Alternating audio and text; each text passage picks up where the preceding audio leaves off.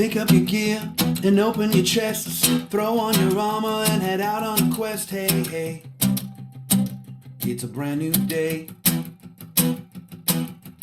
On the Sword Coast, the allies will help with blazing bows and magic as well. Hey, hey, heroes on their way. Fighting forever against overwhelming odds. Fighting together in favor of multiple gods. Idle champions of the forgotten realms. Idle champions, adventure never ends. Idle champions, hit you while I'm there. Idle champions, you will say it again. Idle champions.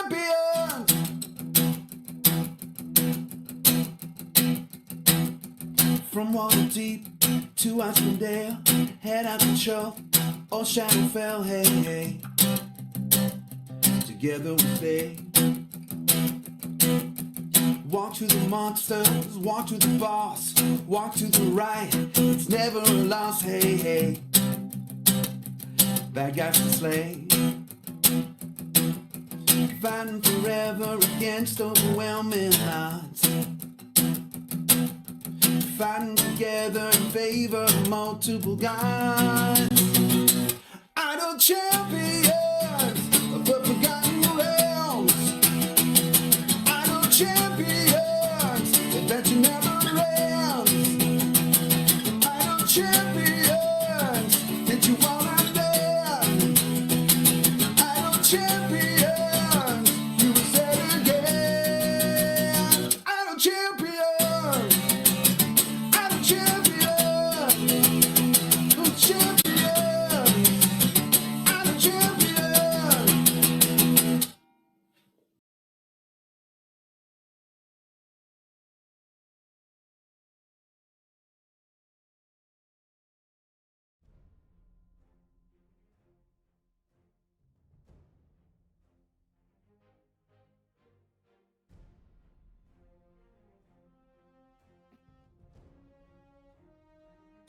Hello, everybody.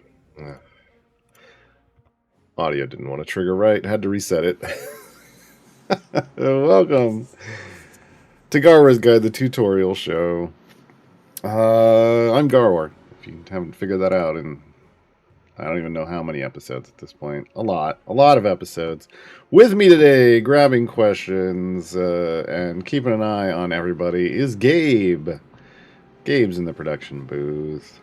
And today we are talking about Dragondown, Year 7. So, we're going to talk about, how events work in the Events 2.0 system. We're going to talk about the new featured champions for this month for Dragondown, which are Duke, Older, Ravengard, and Ezmerelda de Avenir. We'll go over both of those. Yeah. And I will answer your questions. But the way that works is you put question : at the start, like it says in chat, and then Gabe's gonna grab it and put it in a document over here.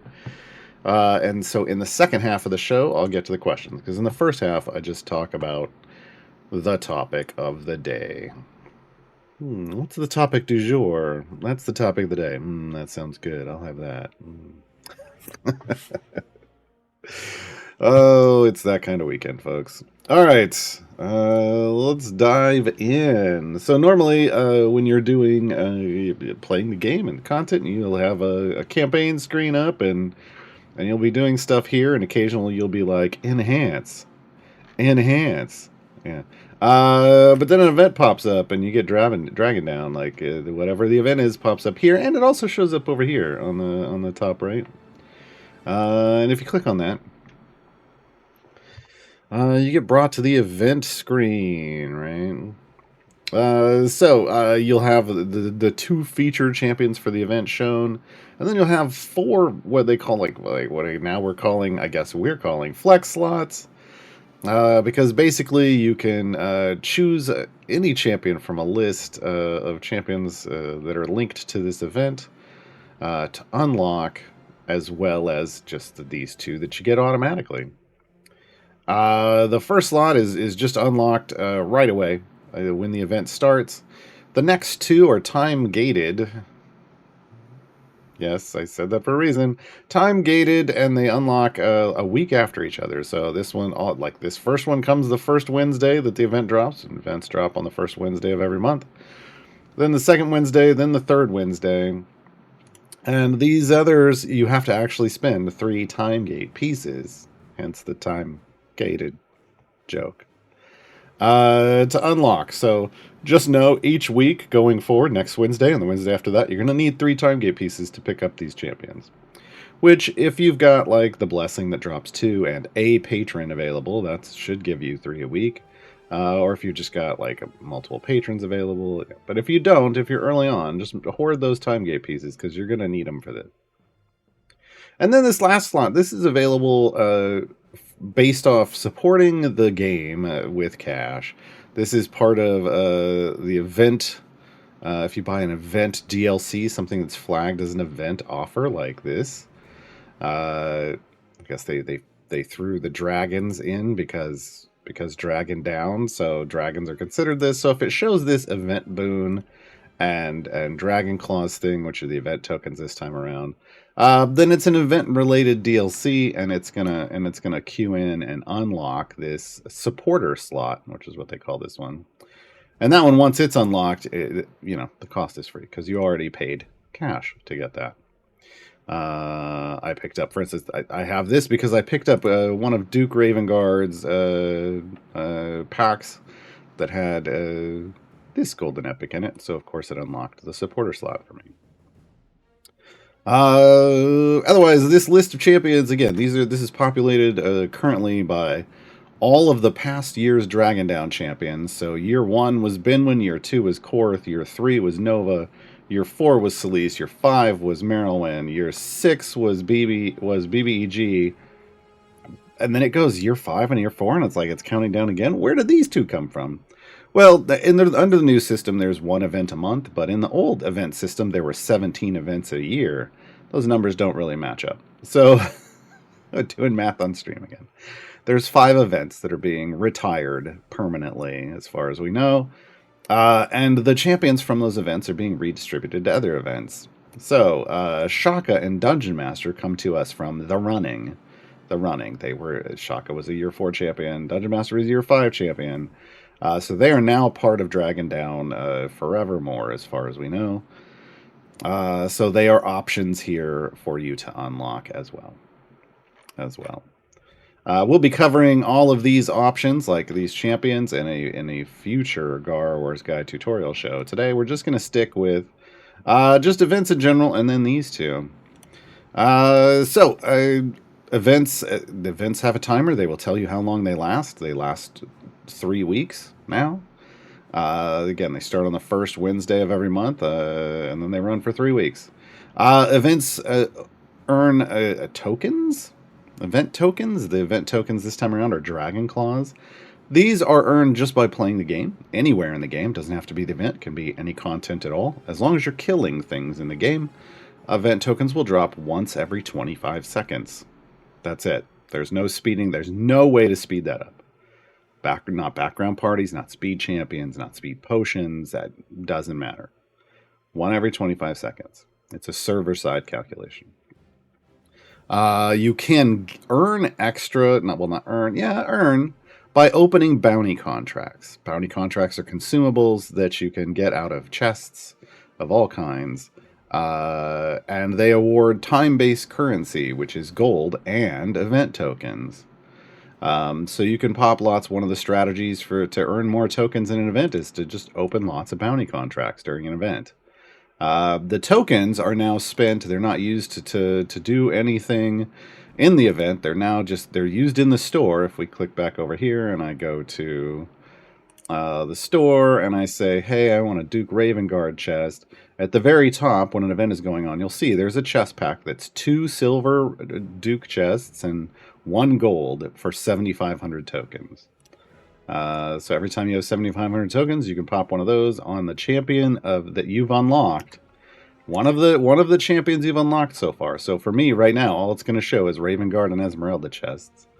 As I flex more champions, I can buy chest packs for tokens from them too. Okay, this is the only way you earn silver chests in events now, is from buying those packs. You also earn favor in an event. Every event has its own favor. Dragondown is Joaquin Phoenix's favor. I do that joke every year, and it never gets old for me, at least. So just like in every campaign, you hop in and you push deep, and the more gold you earn, the more favor you get. And the difficulty of like the tier 1, you can look at like tier 1 of content, like the first 3 variants, as like the difficulty ratings. You can kind of read those, and it's based off favor. So as long as you get 5 EO8 favor, you can complete tier 1 just fine. The tiers beyond that are not necessarily favor based. You're going to need a lot more favor to a certain point for them, but you're also going to need a lot more power. We'll talk about that in a bit. As you can see, I did all of Esmeralda's. As you complete the tiers, you get little stars. A white one for tier 1, a green for tier 2, a blue for tier 3, and purple. They turn purple. Tier 4. But as you move up the variant tiers, doing variants, each champion has 3 variants, and there's 4 tiers. Each variant completed will award you currently 1 gold chest for that champion. As you complete tiers, you get buffs, and these buffs last for about 60 days from the start of the event. Tier 1, for instance, tier 1 for Duke. Tier 1 is at the top, and then the tiers go down. Tier 1 for Duke Ravengard would get you triple champion damage. Tier 2 would get you 5x multiplier on Marshal of the Flaming Fist. Tier 3 would get you, a 25x multiplier on critical teamwork. And complete in tier 4 doubles position of power. Okay. So every champion is going to have their own potential tier buffs for completing them. Getting those buffs not only are going to help you complete other content in the event, but also, because they last for so long, you go out and do all the other kind of content in the game with these nice buffs. And they're pretty powerful, folks. I know, like at the lower tiers, sure, triple champion damage isn't huge. But as you start moving up the tiers, they can be pretty powerful for the champions. The other thing you get for completing tiers is tier-based permanent rewards. In the past, we've seen this like this, where only tier 3, this is tier 3 and tier 4, has a reward. So for Duke Ravengard, the tier 3 reward is Scholar, which ups their intelligence so that they can do Strahd variants. And then the tier 4 one is a legendary potion, which turns any piece of gear gives any piece of gear a legendary effect at level 3. However, they tried something new this time around, and I love it. We need this for everyone. For Esmeralda, all 4 tiers getting a reward. This makes me so happy. So if you complete tier 1 for Esmeralda, you get a feat that adds monstrosities to her favored foe list. We'll talk about Esmeralda's kit in a bit, but she's built around favored foes, clearly. Tier 2 is a feat for fiends. Tier 3 is a feat for humanoids. So as you complete tiers, you basically unlock more and more functionality for her. It's pretty great. Tier 4, Marvelous Support Pigment. I think the idea around Tier 4 is like, hey, here's a nice permanent reward because you got here, but we want the functional stuff at lower tiers, because completing Tier 4 is very difficult. Very, very, very difficult. One of the other ways you can help yourself progress is event boons. Again, these event boons are tied to buying these event packs in the shop. Every pack you get gets you 1 boon, and it doesn't matter what price the pack is, you're going to get a boon. What do these boons do? So with 1 boon, it's basically a pack of potions. They're like potions. They're buffs like potions, but they apply everywhere to all your parties for the duration of the event. They end as the event ends. So if you're going to get these, get them early to get use of them. At level 1, it's double champion damage, double gold, 50% more health, 60 seconds of bud-based damage on your clicks. And a speed potion, 1.25x multiplier, so 25% faster. Level 2, it goes up a good amount. Level 3, it goes up again. Level 4, I mean, you could end up with some pretty solid buffs. Again, these can stack up, and then they have these little toggles. They're in here and they're in a run. You can click on them to turn them off if you don't want to use them. Why would you not want to use them? We're just going to preempt this question. Well, there's times if you're trying to stack kills for things, like with Dark Urge, or Zorbu, or Torgar, Dahani. Like, there's lots of champions that like to get kill credit, and they get buffs based off of it. You might want to just turn that off while you're doing that, right? Because rather than pull your familiars off the field, which can, is annoying, because then you got all the stuff that drops, and yeah, it's annoying to me. But also, there's times where a variant restriction does damage, like health-based damage, and then this health potion would kill you because you couldn't heal through the damage because you have too much health, because it's based off your overall health. So you could just unclick this, reduce your health, stay alive, complete that variant, turn it back on when you're done. Okay. All right, let's look at these little informational spiels. So on this page, you're going to be able to see all the information about a champion for the event. Well, not all the information, but all the information you need for to track your event progress. They've got a number of things that you can like achievements here that you can unlock. This is like just recruit the Duke. This one is do all the tier 1 variants. This one is get a piece of gear in each of his equipment slots. And this one is get to 250 in any adventure variant free player time gauge, right? And then this one is something you have to actually go out and do with that champion. So for Duke Ravengard, you have to score 10,000 critical hits while he's in the formation. So that means the whole formation just has to crit, not just him. And we'll talk about his kit. He makes this happen. You can track where your gear is and your average item levels here. Your overall progress in the event is based off these achievements. So I've got 2 achievements done, so 40% progress. Then you can come down here and you can see the variants and get information about them. So tier 1, the first variant for Duke Ravengard, second variant, third variant, right? And as you go up in the tiers, this information is going to be the same. What's going to change is the area completion goals, right? So tier 1, 75, 125, 175, okay? But if we were to look over here, tier 4, this is why tier 4 is so difficult. It ramps up through the tiers. Then you get to 1,200, 1,400, 1,600, right? So as you move through the tiers, the area goals are going to get higher and higher and higher. The variant restrictions are going to be the same. They're going to be the same. But the difficulty is the fact that you're taking that so much further. It's further in Idle Champion.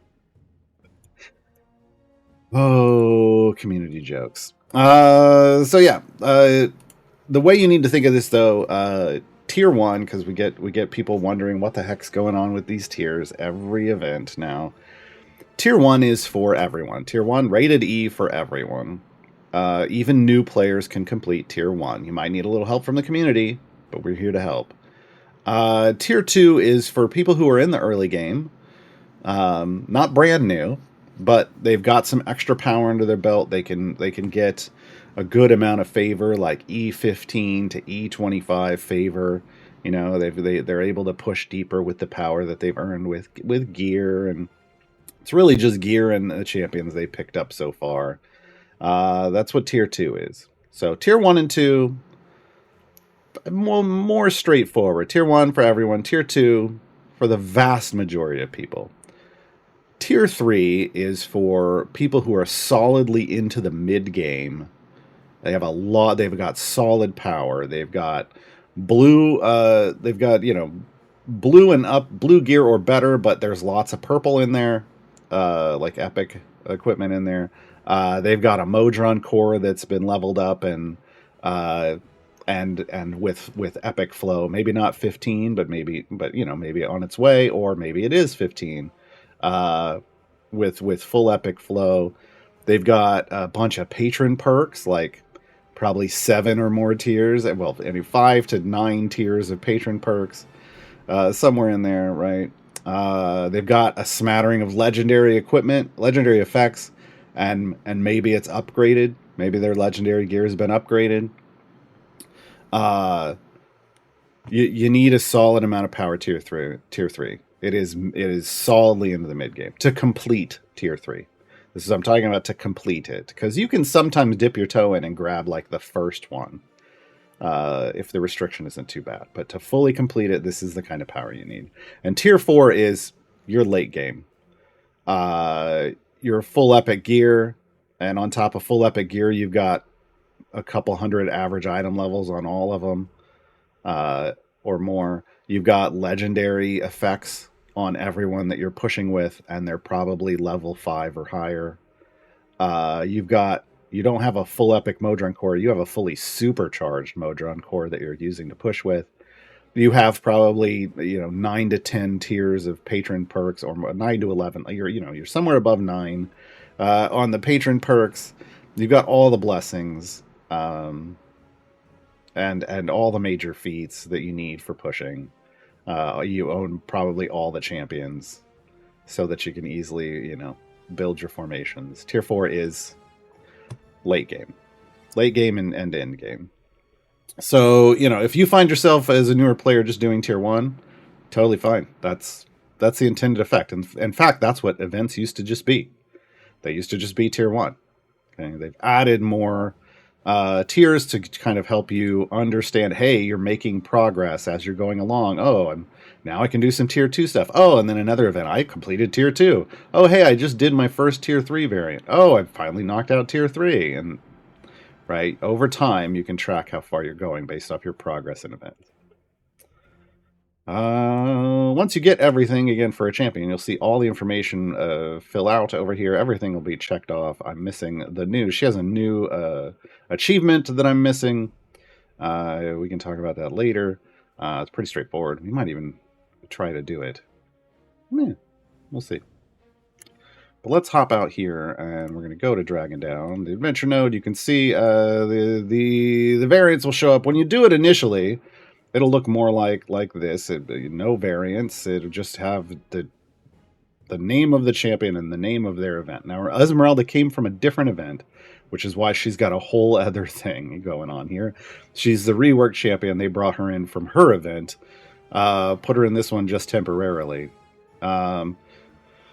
So, each champion, as you can see, the first adventure would be to unlock the champion, and it would show them as a reward down here. Each champion has their own formation layout. So you can see Esmeralda's is a 5-column layout with a 2-champion front line.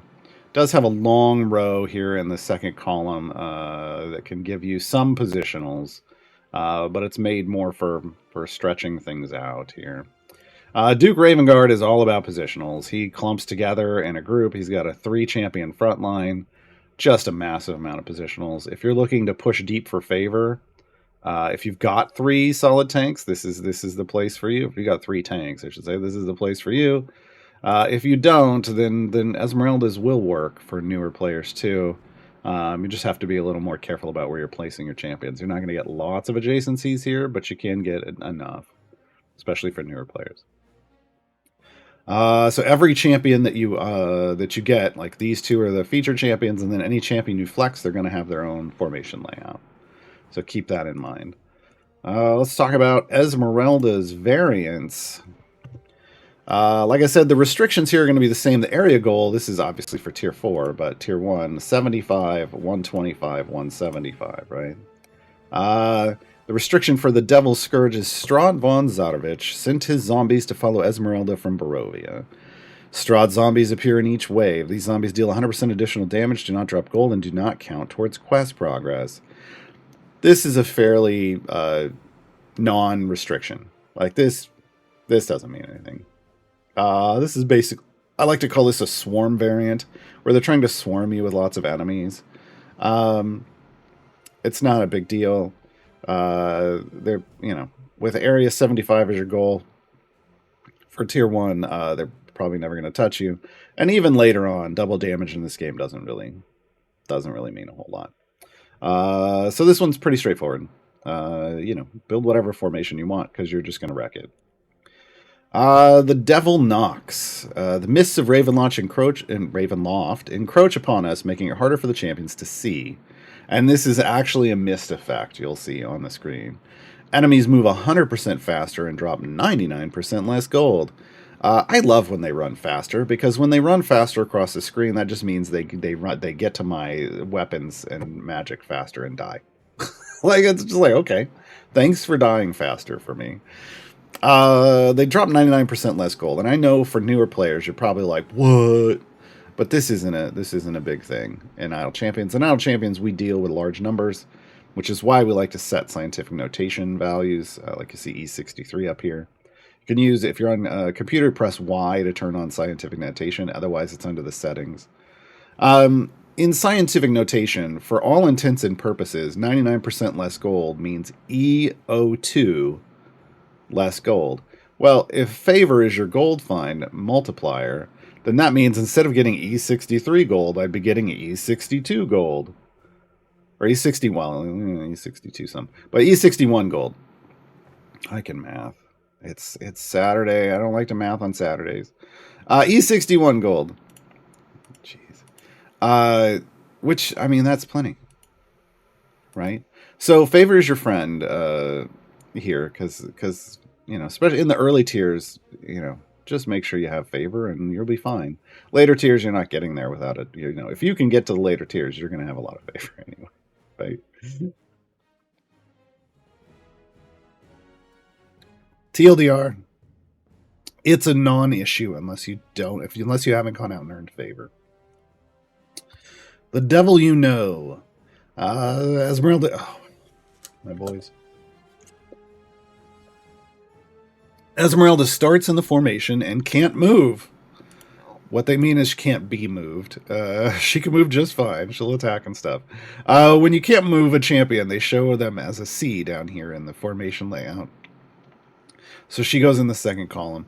This is a bit of a holdover from her original kit, where she only buffed in her column, but that's not the case anymore. We'll talk about that in a bit. So, only champions in Esmeralda's column can deal damage. That just means your primary DPS should be in this second column with Esmeralda. But formation abilities still work for everyone. So, again, non-restriction really, because you just need to worry about the primary DPS killing stuff. Fire Breath Potions can be your friend here as well, because you just pop one of those. Let your primary DPS set a very high Bud-based ultimate damage value, and ride that wave. Vampires spawn appear in each wave. They deal 100% additional damage. We talked about this before. That doesn't matter. They do not drop gold, nor do they count towards quest progress. Not a problem. This adventure has unique dialogue, so that's a cool call out. So if you turn off the dialogue, like you turn cinematics to instant, but you wanna see what this one is, this might be one to watch through, because it's going to be. I believe it's a conversation between Esmeralda and Strahd, if I recall correctly. But regardless, it's unique dialogue. So these are Esmeralda's stuff, really straightforward. As you can see, as you saw before, I knocked out all of Tier 4. I didn't find it, as a late game player, I didn't find it super challenging, because I could build whatever formations I wanted. There weren't really any actual formation building restrictions here. Except for, hey, you've got to use Esmeralda. But that's fine, because in this one, because she's solid. We're going to talk about her kit in a bit. Her rework, solid rework. Let's talk about Duke Ravengard. So, Might of Melee. Spoiler alert, every single one of the Duke's variants has this same restriction. The Duke Ravengard starts in the formation. He can be moved but not removed. You may only use champions with a melee base attack. That's the restriction for Might of Melee, but it's also the restriction for all the others. So, when you start Duke Ravengard stuff, build this formation. Build a solid formation that you want based off this. Save it. You're just going to use it for all three. You're going to use it for all three. It's pretty great. It's pretty great. Critical combat. So again, those previous restrictions plus, at the start of each area, all champions have their damage reduced to 1 until someone in the formation scores a critical hit. Every 200 areas, the number of critical hits required to remove this damage reduction buff is increased by 1. Duke Ravengard's gonna help you crit. We'll talk about that. That's a whole lot of goblins. So again, the previous restrictions, then it adds in Duke Ravengard's ultimate starts unlocked, and the cooldown is reduced by 75%. That means they want you to spam his ultimate.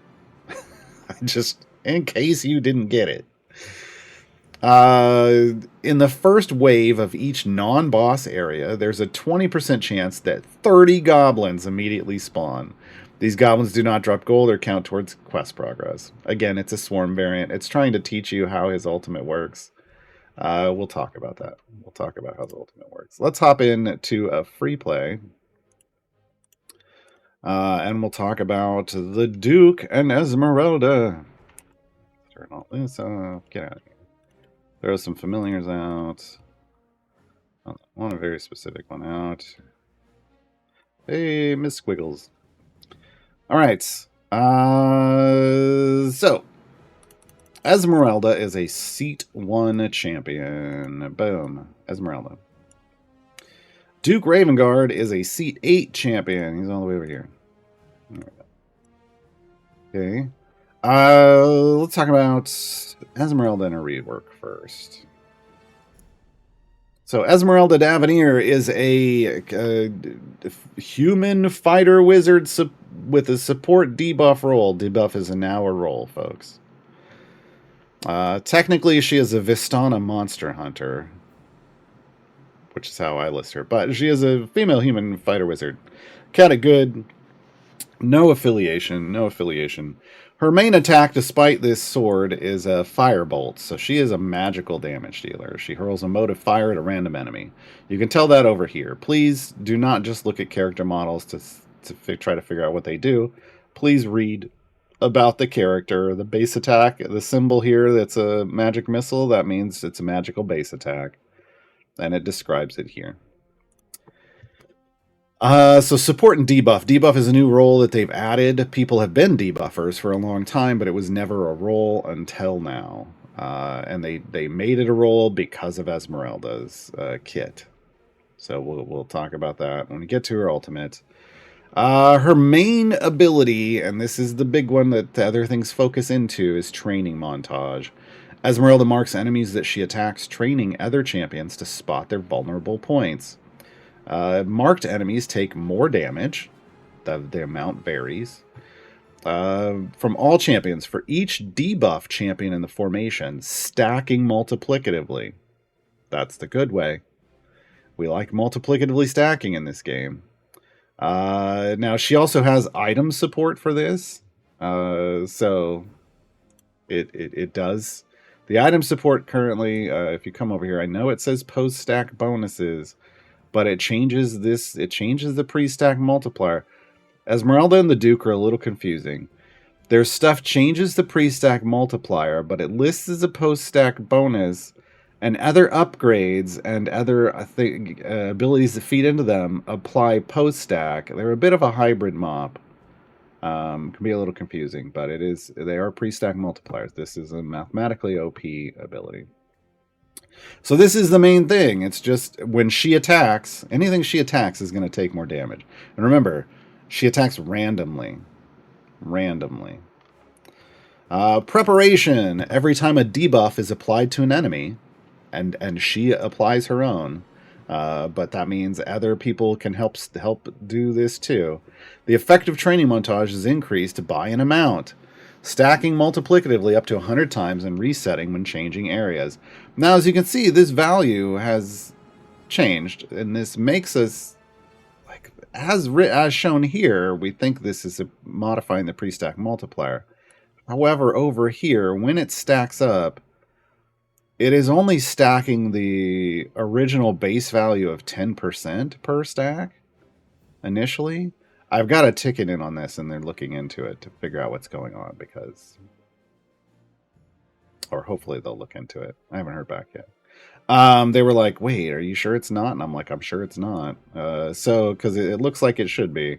So we'll find out more in the future about whether preparation is supposed to be pre-stack or post-stack. But The more debuffs you apply, the bigger this value gets, and the bigger training montage gets. And training montage, we'll see in a bit, it ends up getting pretty beefy. Even on a gear, I checked it on an account with no gear. She's got some solid. She's got a solid kit. So next up, threat tracking.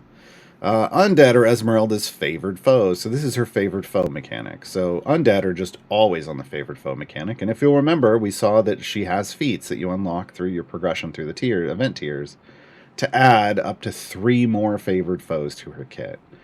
So whenever one of Esmeralda's favored foes are killed while she is in the formation, she tracks it and increases the base effect of training montage by a very small amount, 0.025%, for each favored foe killed.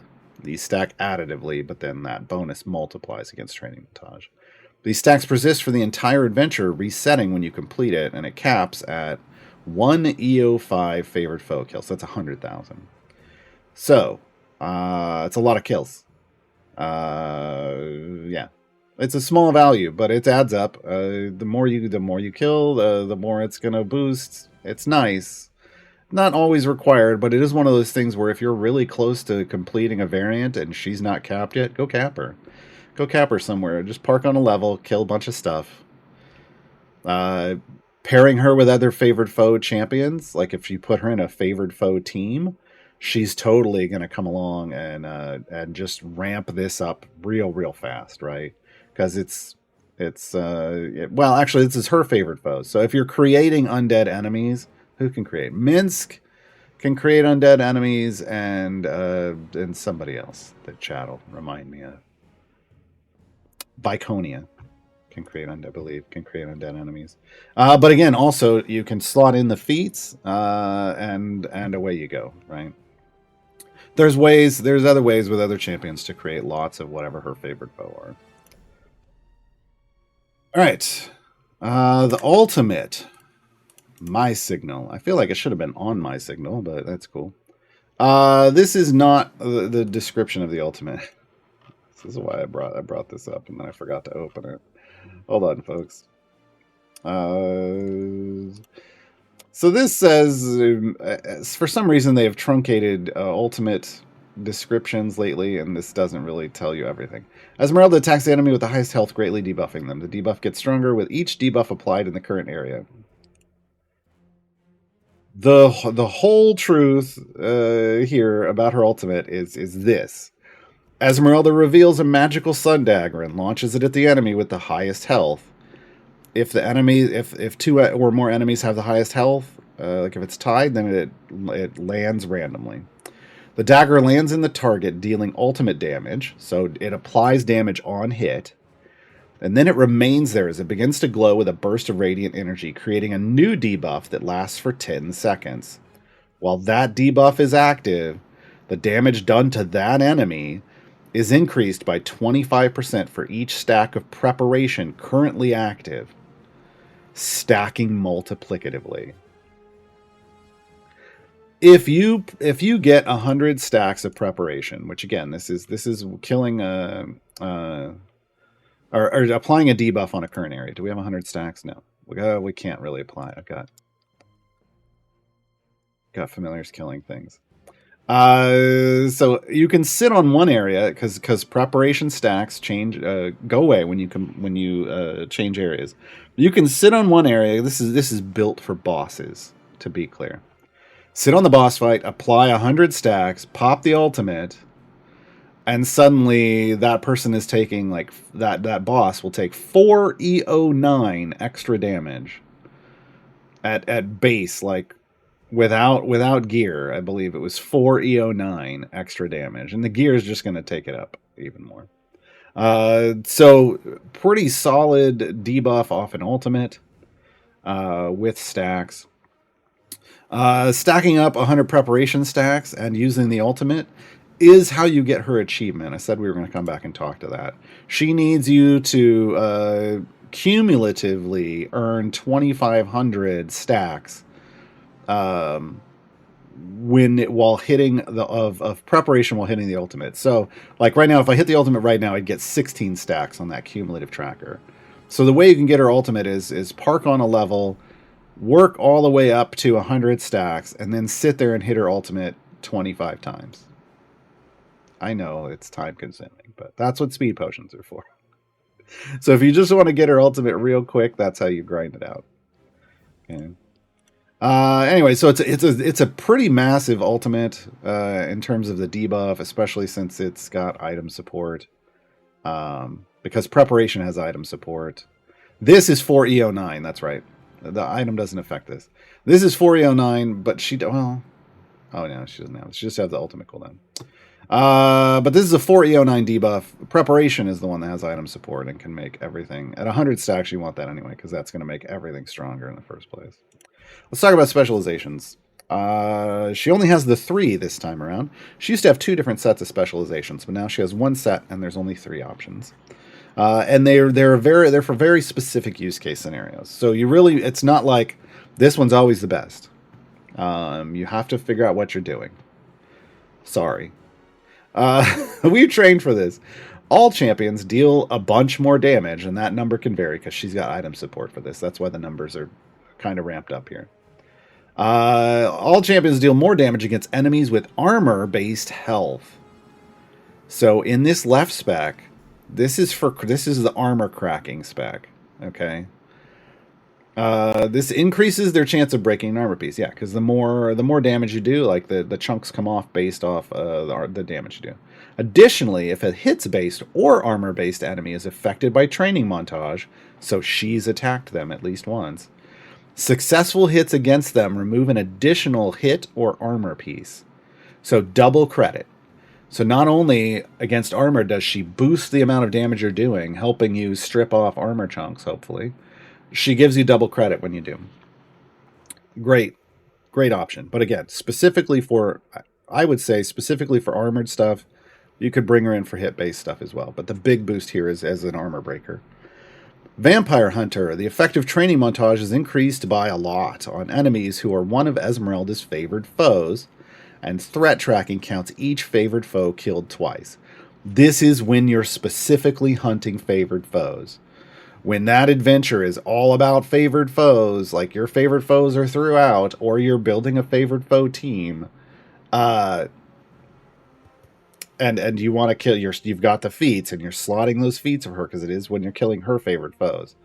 Not only are you going to kill them easier because you're doing way more damage against them, you're going to stack up that threat tracking count. Now, keep in mind, this does mean you lose this bonus on anyone who isn't your favorite foe. So again, this is very specific scenario. Like, hey, if you're fighting undead bosses, Vampire Hunter, because it's the biggest boost. It's the biggest boost, all right? But it just doesn't apply anywhere else. It only applies to her favorite foes. Okay, the devil you know increases the effective training montage. So again, this is more of a hey, we're gonna debuff everybody scenario, and it's either one number or a bigger number if the current adventure is a Strahd patron adventure or variant. There aren't any patron adventures. I don't know why that said that. If it's a Strahd variant, I don't know why it says that there. There aren't patrons. Don't have adventures. They have variants. But I guess you could do a patron free play. So that's what it's applying to.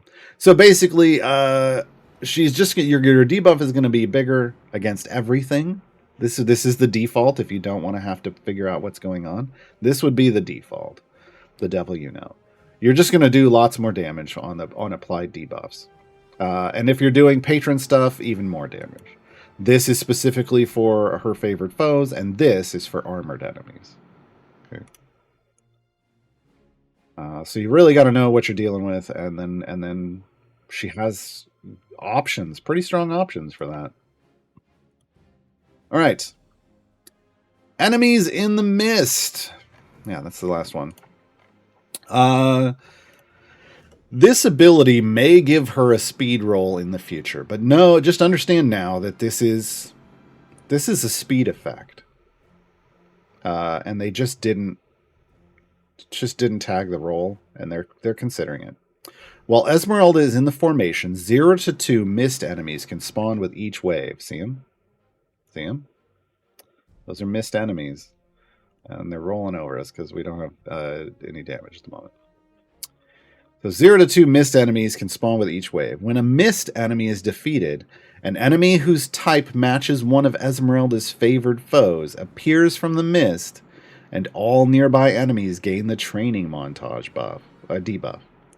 So what happens is she spawns extra enemies. This is a speed effect. She can spawn extra enemies with each wave. So it's think of it like Minsk. Minsk has a similar type of speed effect. And then the type of enemy is always going to be one of her favorite foes. So she feeds herself her own favorite foes. And then when you kill that favored foe, everyone around that favored foe, you get an AoE application of training montage. Fantastic. Fantastic. All right, boom. Let's just start killing stuff. So yeah, that's Esmeralda's kit. Item-wise, a pair of damage all champions items. Real focused kit here. Training montage preparation. That's all the itemization you're going to get for the abilities. Then you get an item for specializations. That's why we saw those numbers going up.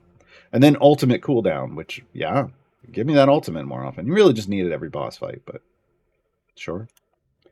And I'm just realizing I need to add item levels to her. But she's going to get them in the event. That's right. Feat-wise, we get damage all champions.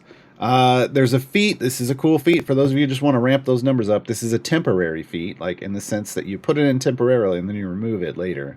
Threat tracking gains an extra stack for each favorite foe killed. So with this feat in, you're always getting double credit. And if you choose that other spec, you're getting triple. Right? So you can stack that threat tracking up to 100,000. And then you would just, once it's at a cap, you would remove this feat and apply a different feat. I've done all the tiers, so I have all the favorite foes. But yeah, these are opened up. These are only available by progression through event tiers. You got training montage, you got preparation, you've got specializations. Then she has a fun feat, grievous wounds, and this thematically appropriate because she fights against Strahd. This increases the damage of all champions by 50%, and then Esmeralda's attacks prevent the target from healing for 10 seconds. If you've fought Strahd in Barovia, you know, like in Towering Expectations, you'll know that his kit really sucks because he's basically got segmented health, and whenever he hits your party, he heals fully. Well, this prevents that. She's a Strahd killer. She's a Strahd killer, and any other type of enemy that you run into where they heal themselves, that feat for Esmeralda is going to help you out. All right, let's talk about Duke Ravengard. Duke Alder Ravengard comes to us from a lot of places. Look, I know some of you who have been playing Baldur's Gate 3 are like, well, he's from Baldur's Gate 3. He's an NPC in Baldur's Gate 3. I know, he's the Grand Duke of Baldur's Gate. But look, he was in the before that, he was in the Baldur's Gate Descent into Avernus campaign book. He was in the Rise of Tiamat adventure module. He was in the Murder of Baldur's Gate adventure module. He was in the Legends of Baldur's Gate and Evil at Baldur's Gate 2 comics. He also happens to recently have been in Baldur's Gate 3 as an NPC. He's Will's dad, folks. This is Will's dad. So Will's dad joins us in the game. Let me get him in. He is a full support. He's a human fighter, and he is pure support. I know he's armored and he's got a shield. Again, this is why you can't just look at what a character visually looks like in this game and determine what they do. You have to open up and see what their role is. He's lawful neutral, 5 overwhelm. He's got a 20% crit chance, though, folks, because that is his passive ability. That's what this level 0 is. So he has a 1 in 5 chance to crit on things, as opposed to everybody else in the game that has like a 1, like Esmeralda, 2.5%, so 1 in 40, 1 in 5. So he's the one that's going to help you crit, and well, he's going to crit for his variant, and then he's going to help everybody else crit, and we'll talk about that. His main attack, or basic attack, is melee. That's the sword icon here. Duke's longsword. Duke Ravengard attacks the closest enemy for 1 hit with his longsword. His primary ability is called Marshal of the Flaming Fist. Everything feeds into this. Yes, there's a reason they bought this item right away. Yes, it is a mathematically overpowered ability. It's got pre-stack multipliers. It's the good. It stacks multiplicatively, and it's the good one. Duke Ravengard gains a command stack for each champion with a melee base attack in the formation, including himself. So this tells you right away he wants to be in formations with lots of melee people. Each stack increases the damage of these champions, so melee base attackers, by an amount, and it stacks multiplicatively. This means he wants your primary DPS to be melee. Period. He does not support somebody who isn't a melee DPS. He can't. His buff does not apply, and this is his buff. Okay? So Duke Ravengard, melee support. Like he's going to support a melee DPS. Critical teamwork. Whenever a champion with a melee base attack gets a critical hit, including himself, right? Increase the effect of Marshal of the Flaming Fist by 50%. And additively increase the odds of all champions in the formation getting critical hits by 1%. Every time someone crits, everyone's crit chance goes up. This is a snowball effect, and it's glorious. Both effects stack up to 50 times and reset when changing areas. So, you sit on an area and crit and crit and crit, and he starts boosting everybody's crit chance. Now, look, we just crit with him. He's at 21. He can take himself up to 70%. He'll add up to 50% crit for every melee champion in the party. It's ridiculous. Well, actually, everybody in the party. But the only crits everybody in the party goes up by 50%. But really, melee people are going to feed into it. So yeah, you want to add a bunch of crit chance? The Duke Ravengard's your boy. Biggest boost of crit chance to your party. It builds up to 50%, and he can build it himself. Okay. Position of Power is his next ability. Duke Ravengard increases the effect of the outgoing positional formation abilities of all champions with a melee base attack by 25% for each command stack he has, but it stacks additively. Now,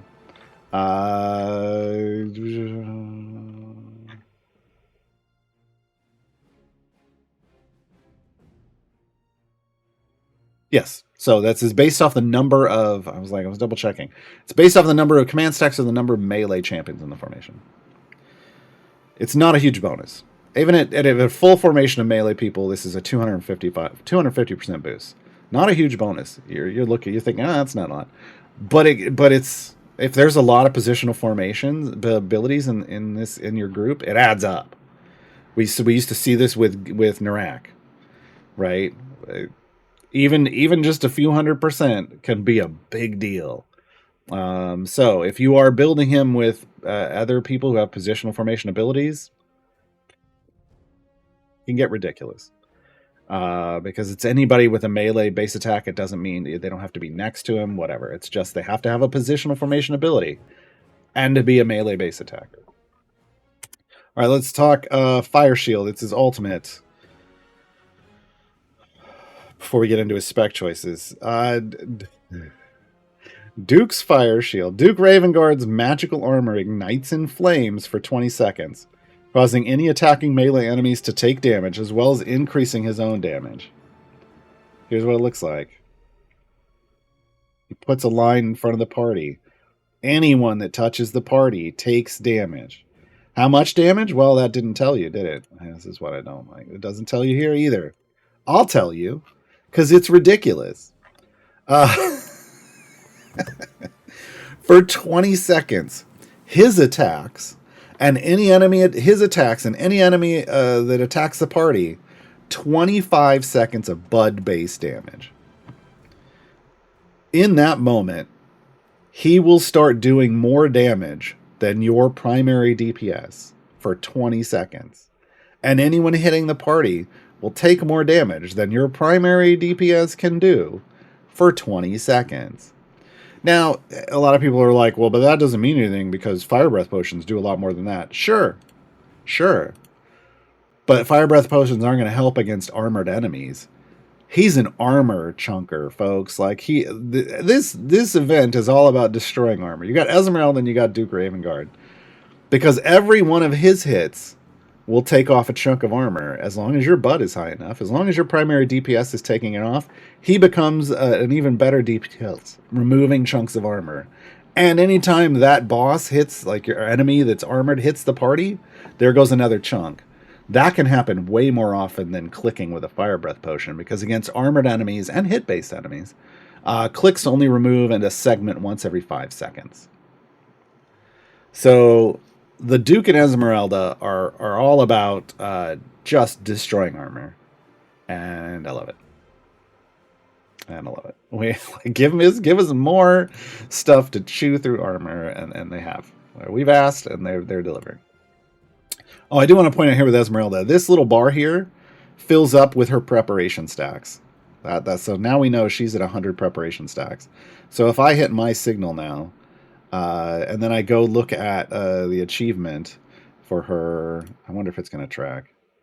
Well, I don't think it's going to. Yeah, I don't think. Oh, it would. Hold on. Dang it. If I click this, then it goes over here, and oh, she's almost done. But that would have added 100 stacks to my list, and we'll look at that in a minute. So yeah, this distracts their stuff. All right, spec choices. Sorry, folks, distracted. Squirrel. The spec choices for Duke Ravengard.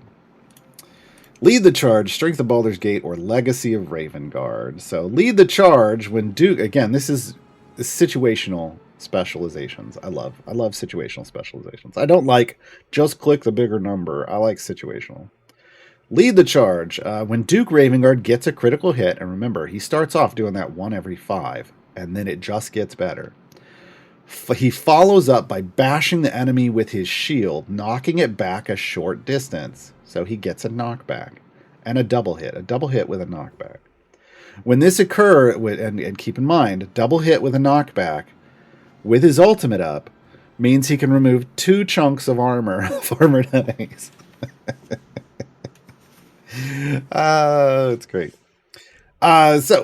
When this occurs, all melee champions adjacent to Duke, meaning you want to have him surrounded with melee enemies with this spec, have their base attack cooldowns immediately reset.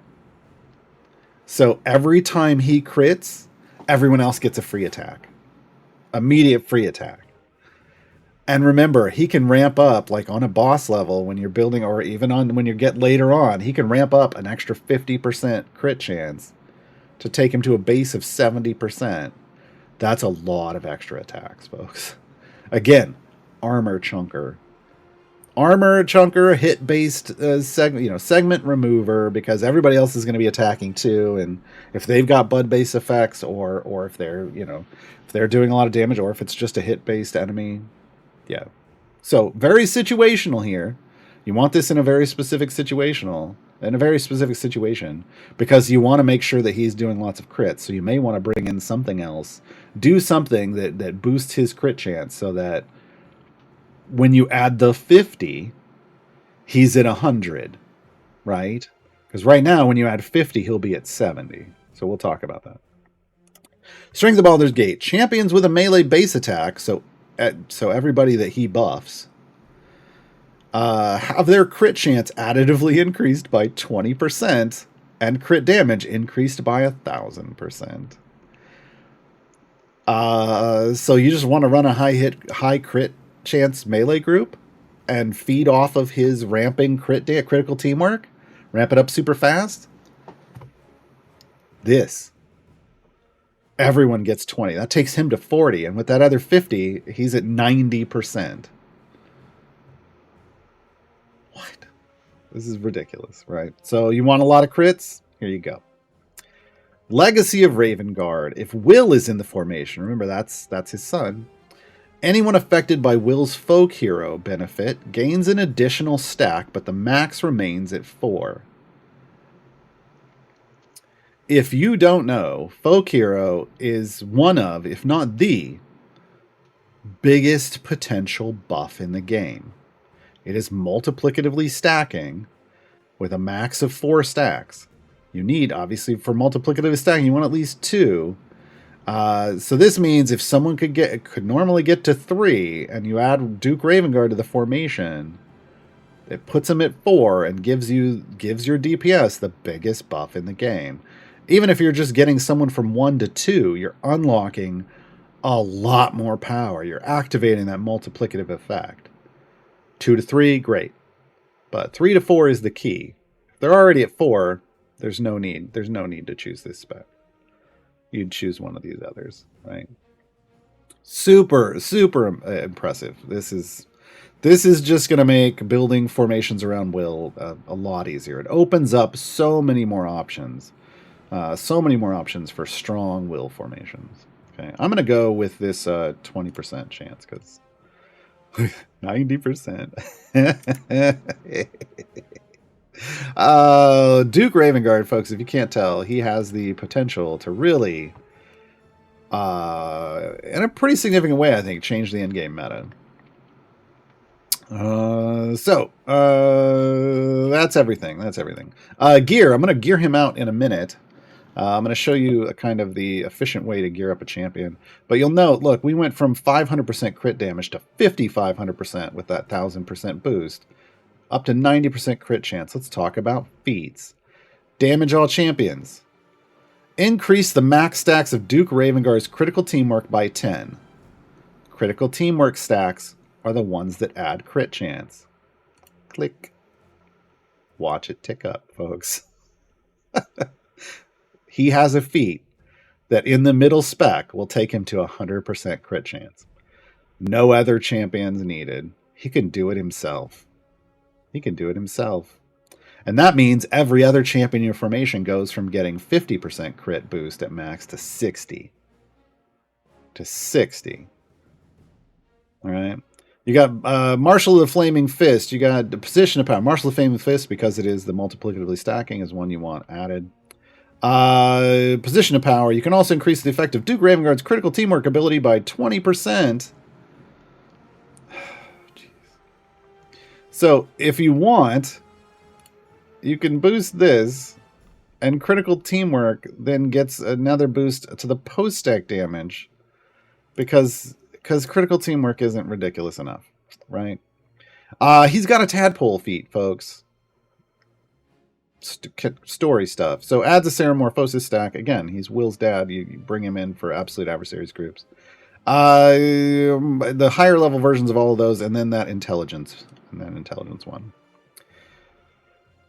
Solid kit. I'm going to call out... I mean, look, people who have undead favored foes or any of our other favored foes, if you have the feats for Esmeralda, obviously work well with Esmeralda. For Duke Ravengard, 2 champions I want to call out in the game. Obviously, his son Will. Huge synergy with Will. Okay. Also, huge synergy. So Will is down here in slot 12.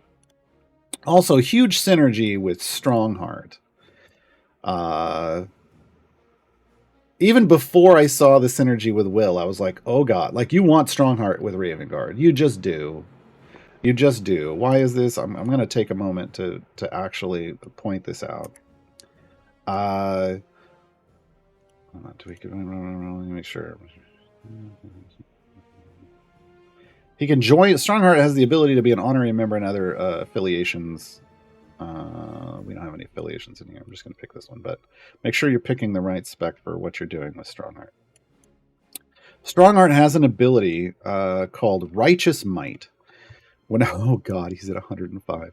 Whenever Strongheart lands a critical hit, for the next 20 seconds, he increases the damage of Justice Needs champions, which is his base ability, by an amount, a fairly large amount.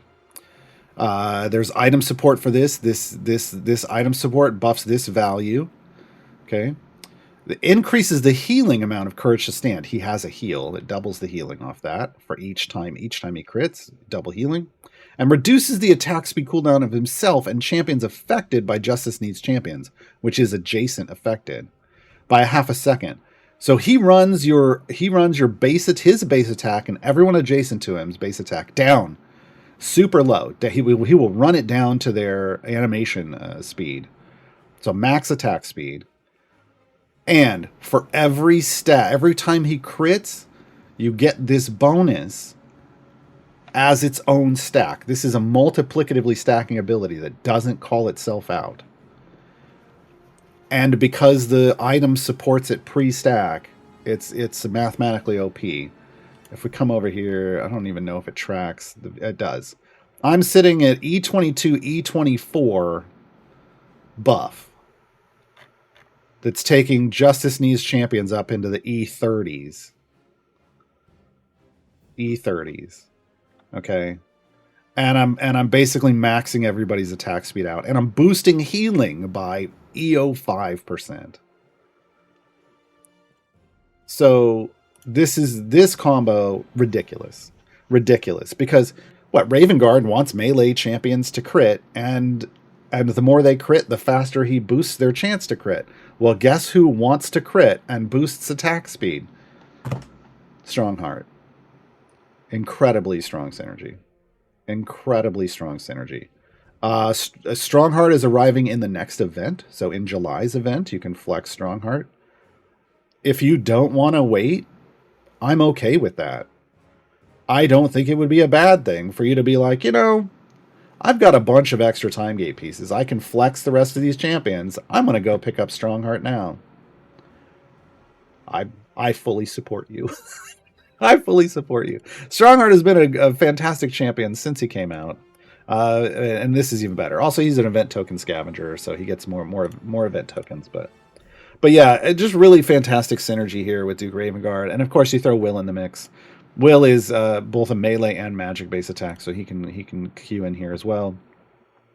Just really strong. This again, Duke Ravengard, a beast. Here, watch. I'm gonna get 100 stacks on this. Boom, 2458. I'm gonna do this again at some point so I can max that out. Also, I'm getting if I wanted to look at this just by sitting here, I am also earning my critical task stuff. See, critting. If I had a full formation of melee attackers, that'd just be flying up, right? But yeah, okay. Let's talk about gearing real quick because then we still got to do our Q&A. I know there's questions coming in. Yeah, we got over a dozen questions coming in. I'm going to get to those, I swear. But let's talk about efficient gearing.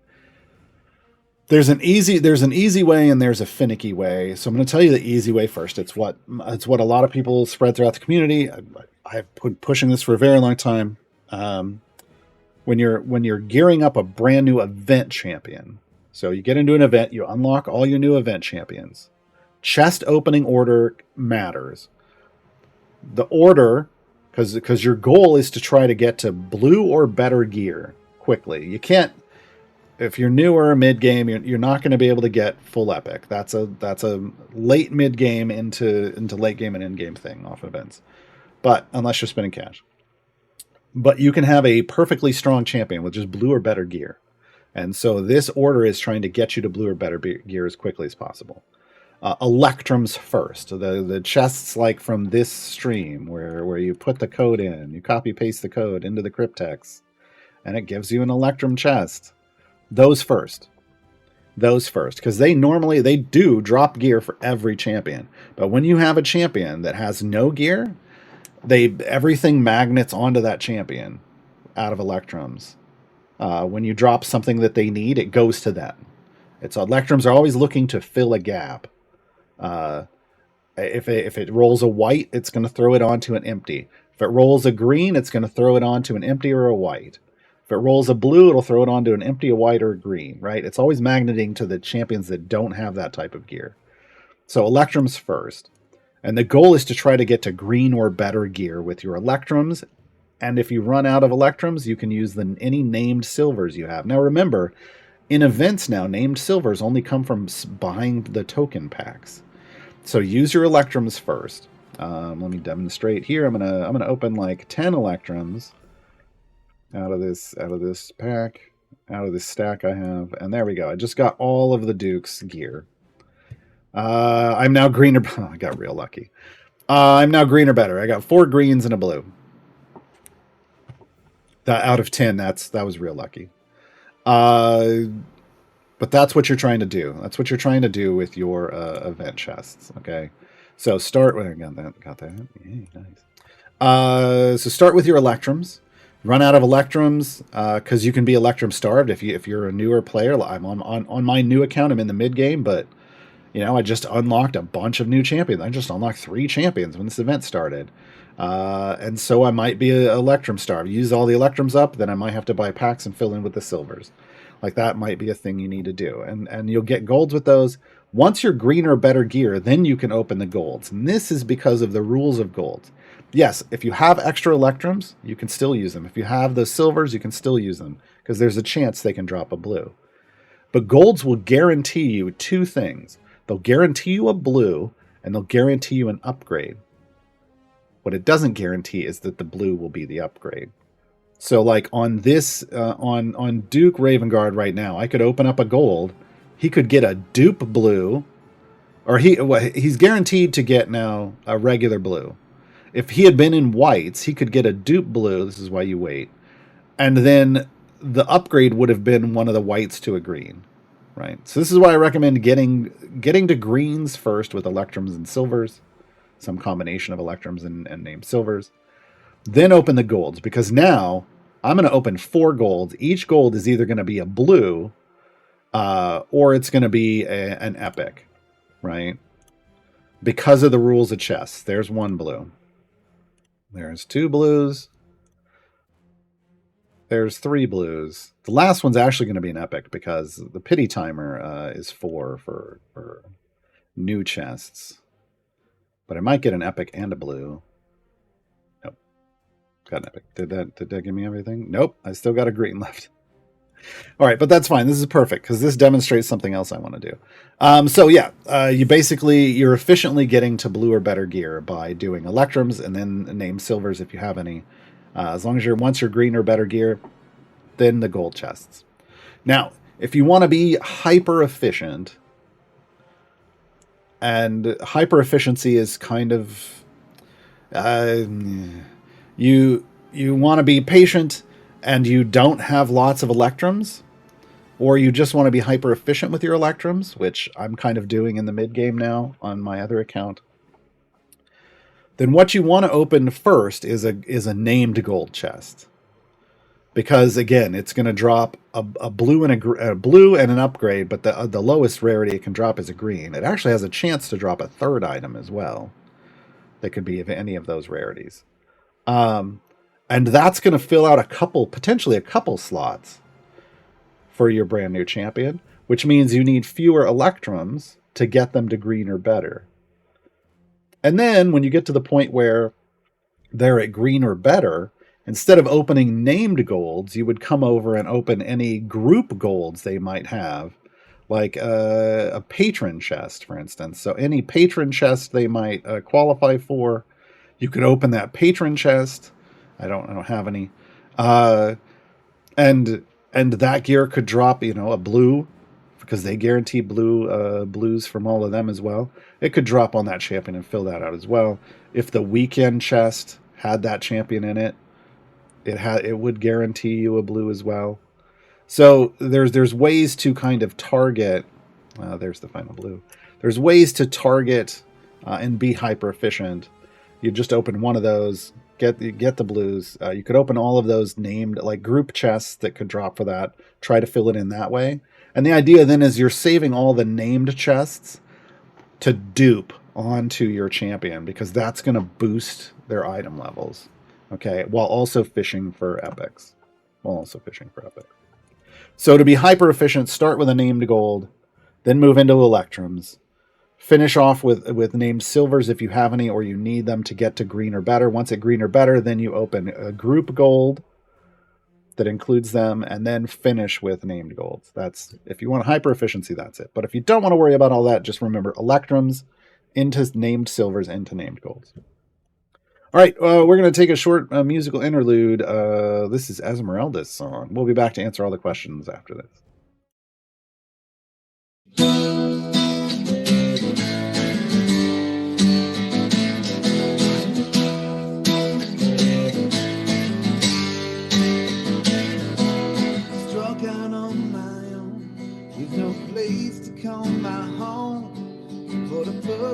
running right inside my heart.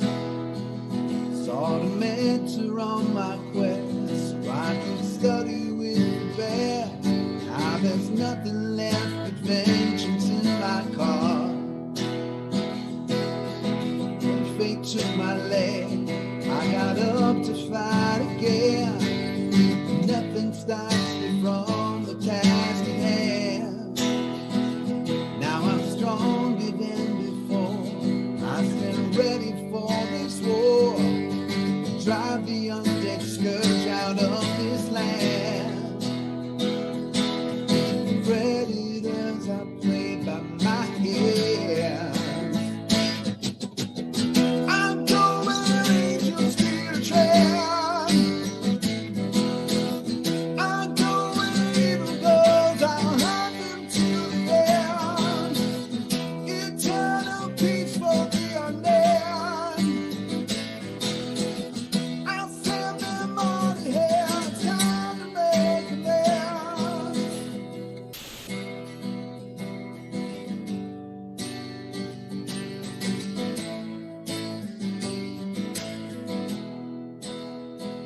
Stalking monsters all alone in this dread domain I roam.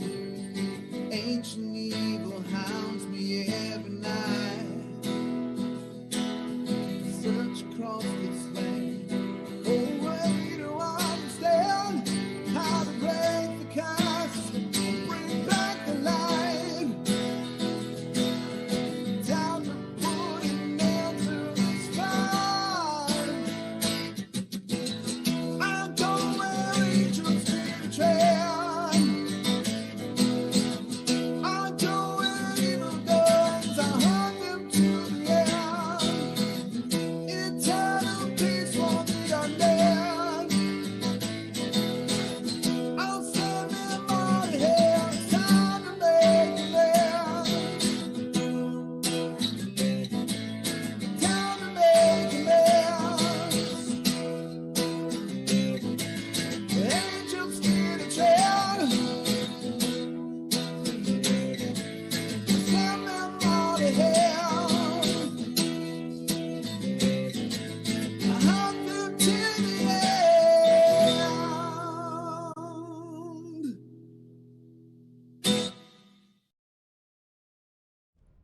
Alright, we're back, and I'm opening up my rest of my chests. This was the pack from the shop, so it has a guaranteed shiny. And I did get another epic. Eventually, no thank you, I don't want more. Eventually I will get full epic on him. It'll be pretty straightforward. I haven't opened up any bounty contracts this event yet.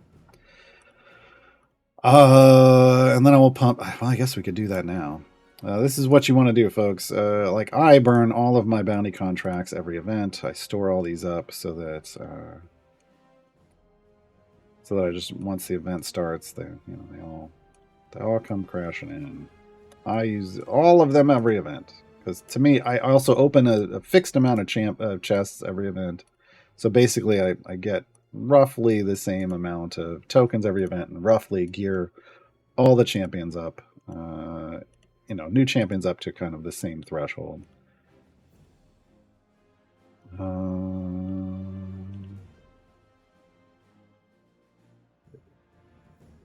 They're working. God, there's so many. This is why they don't let you open more than 50 at once, folks. Look at that. On my computer, I just brought it to a halt on changing areas because it can't pick up. Gotta pick them all up at once, because if you don't, it just gets ridiculous. They're working on that, but yeah, this is faster. At least it's not freezing. For the record, I opened 3,000 gold chests between each event to get all of my bounty contracts, plus whatever others happen to come along, like from codes or rewards or whatever. But just 3,000 regular gold chests is what generates all of these. The bulk of all of these. Yeah, Lurking Rider. For a moment there, I was on a potato, Lurking Rider. Still going. We're still going. And I don't even, this isn't even a lot of tokens. Like some people, this is just getting started for some people.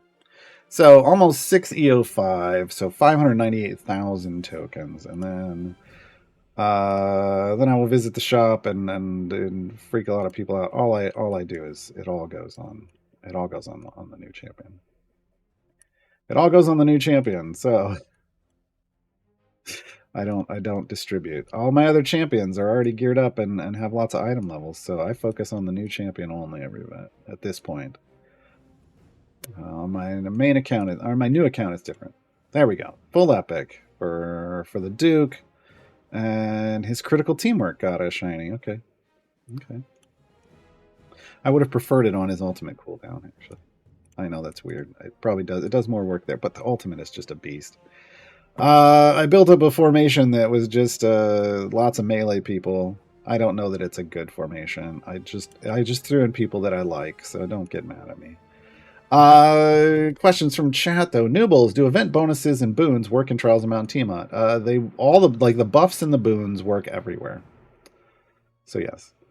Rough Rider, is this event's favor connected to the Phoenix? No, it's Joaquin. It's a joke. Joaquin Phoenix. I guess you got to be of a certain age, probably. What else we got? Pernali, I guess what account power would be a goal in order to do tiers? There's no. I kind of listed that off earlier. So again, tier 1, everybody can do it as long as you have the favor. So 5 EO8 favor. Tier 2, you're probably going to need anywhere from between E15 and up. E15 to E25. E20 makes it probably cake. But you also need gear on your champions. You need, greens and blues. You don't want whites or empties. The more blues, the better. Purples help, right? You got to have some gear on your champions to do tier 2. And you got to have more favor. Tier 3, by the time you get to tier 3, I mean, again, you're talking epic Modron cores, as high levels as you can get it. I have a level 5 right now, and I can't do all of tier 3. I can maybe do the first variant. So you want to look at either a level 10 to 15 Modron core with full epic nodes. You're going to want gear that's mostly that's blues and purples, but hopefully mostly purples. You're going to want some legendary effects, and if they're leveled up, great. You're going to want as many perks as you can get from patrons. You should have done some patron grinding along the way, so tier 7 or better in your perks. All the blessings, for all the globals for all the campaigns you've hit so far, right? You need a good amount of power. Any support pigments and other pigments you can get, on your pushing teams, It's a lot. And then again, tier 4 is late game. Supercharged core, full epic gear, full legendary team. Legendary level 5s are better. Yeah.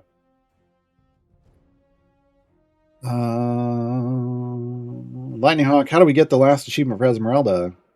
I just demonstrated it on stream. So you get 100 prep stacks, sit on an area, get 100 prep stacks, spam that ultimate while she has 100 prep stacks. Hit that ultimate 100 times, you get it.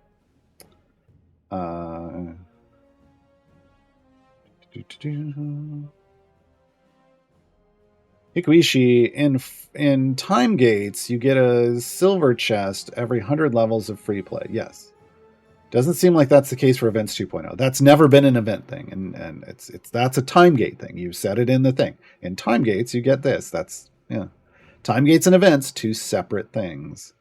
In fact, time gates are stuck back in event 1.0 land with what they offer. They need a rework again to get to be time gates 3.0 because they're currently in time gates 2.0.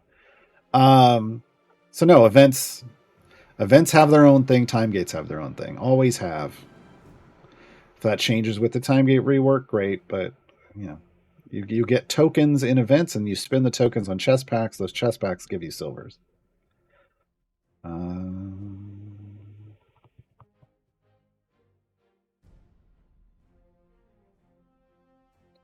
doing that.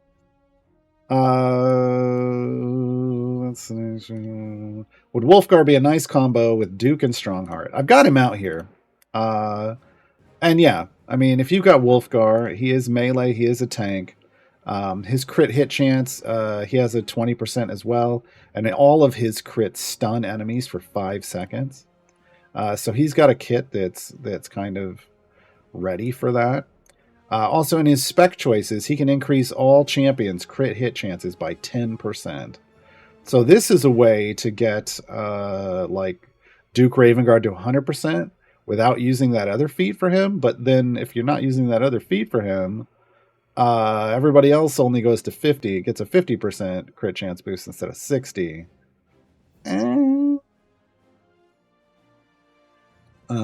So that's kind of your choice there, but you could use that instead of that feat. I think I like the feat on Duke Ravengard better.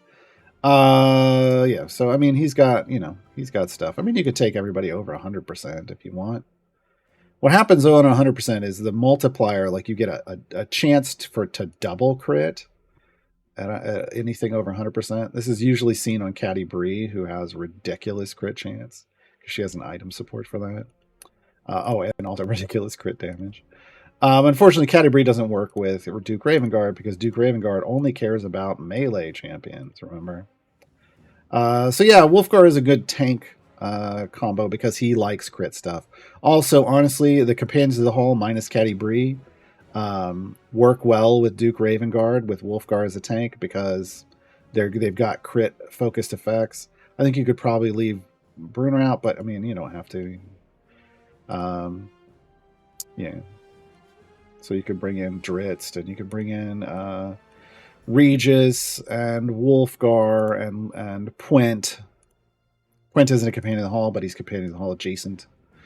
They've got some crit effects, so yeah. Red Sword of Waterdeep, how does Lae'zel's left spec affect the Duke? It doesn't. It just affects Lae'zel.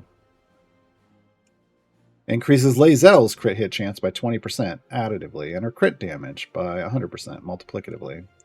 So this just affects her, so it's going to raise her crit chance, which will feed crit stacks into the Duke, sure. But as you can see, it's a bit of an overkill. I mean, it's going to get her into that double crit chance, and it takes her crit damage up into the EO4 range.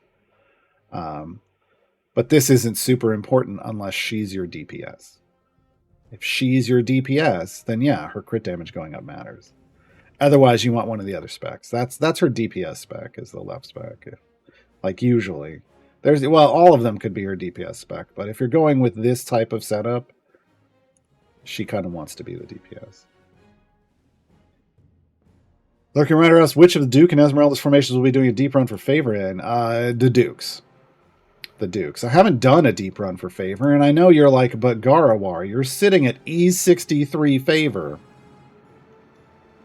So when you're a late game account, and probably even in some of the later mid game accounts, like I did a 15-minute run on the unlock that netted me with a gold find potion, 15 minutes of gold find and 15 minutes of speed. Netted me E19 favor in 15 minutes. Because 15 minutes takes me like 600, 700, 800 areas. It's ridiculous with a speed formation on my account. And then all I did was go do Esmeralda's variants. And at some point, I just kind of forgot to do a deep run. And I just did her variants. But of course, reaching her area goals for variants got me more and more favor just along the way. So I completed her tier 1600, or the tier 4 1600 variant, right? I completed them all.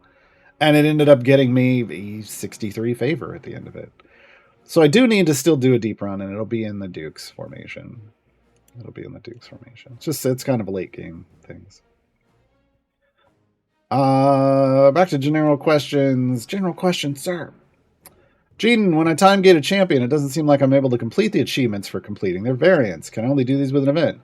Well, when you time gate a champion, you get one variant. It gives you 2 regular adventures, and it gives you 1 variant. So to get the achievement, you would have to time gate that same champion 3 times. It's more of a thing you would do later on after you've collected all the champions. But currently, the way time gates work is you just get one variant per time gate. So you would complete the achievement over 3 time gates. Hi, Begstun. How are you so cool, Gar? Well, I recently did a flush and fill on my cooling system, on liquid cooling on the computer. So now my room is at a much more agreeable temperature. I'm sure that's what you meant. A Tiefenbach. Are Azaka and Diana's Golden Epics in the Thean Enclave worth buying? Or are Pigments the better choice? I don't think Diana's is because it's ultimate attack damage, and I don't know. Ultimate attacks or whatever. So currently, no for that. For Azaka, it depends on if you're going to be doing Azaka gold farming. Azaka farming is a very specific type of gold farming. It's a manipulative form of gameplay that you have to do very specific things to trigger. It isn't just putting Azaka in and pushing. That's not it. I've got guides for that. They're old. I don't know that Azaka... I feel like at this point in time, there are easier ways to get gold. We call it dirty gold farming with 2 R's. Dirty with 2 R's. And you can get enough favor just from that at your wall that taking the time to manipulate Azaka, making sure like that you have crawl and you get crawl to 40 pilfer stacks. Like a lot of people just don't want to do that anymore. If you do, then that golden epic is worth it. If you don't even know what that is, don't bother. Just grab pigments. Pigments are always the best bang for your buck. But there's some function. I mean, in most cases, not always, in most cases. But there's golden epics that have functionality that, yeah, you want them. Yeah, you'd want them. Tiefgaive Cats. Does Gromma's wall, her ultimate, stop Dragon Breath attacks? No.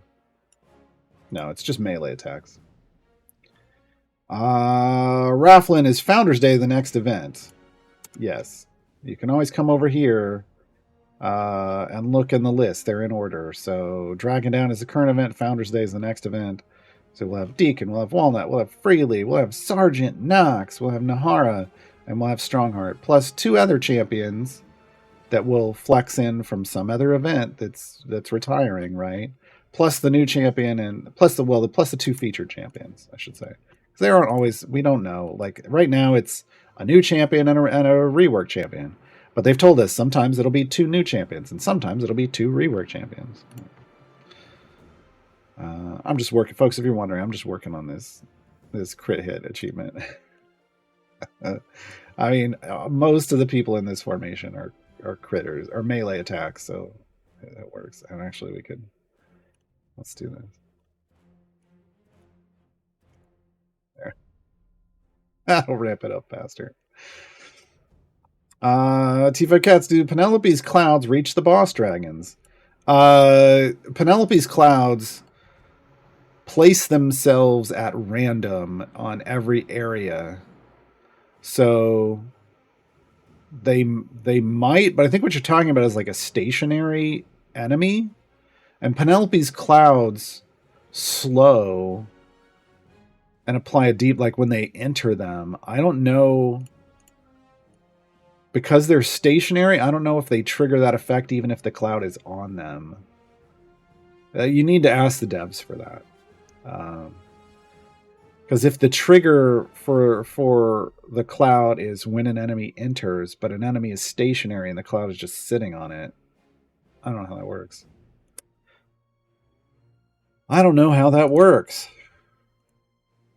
Myrnidin, what are the drow I should be looking for if I wanted to use Will with Dritz?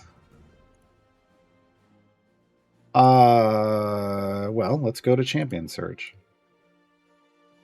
And let's go Race. Drow are... They didn't separate drow. Okay. So we have to do elves. And then you have to know which elves are drow. So it's everything above this. This is your current bench, and so it's all the stuff that's up here. So Cathris is a drow. So if you hover over, it says elf drow, because drow are elves. Okay. BBEG drow. I'm not sure if Well, he would work. It's a int. It's low int. He buffs low int, and Dritz is low int.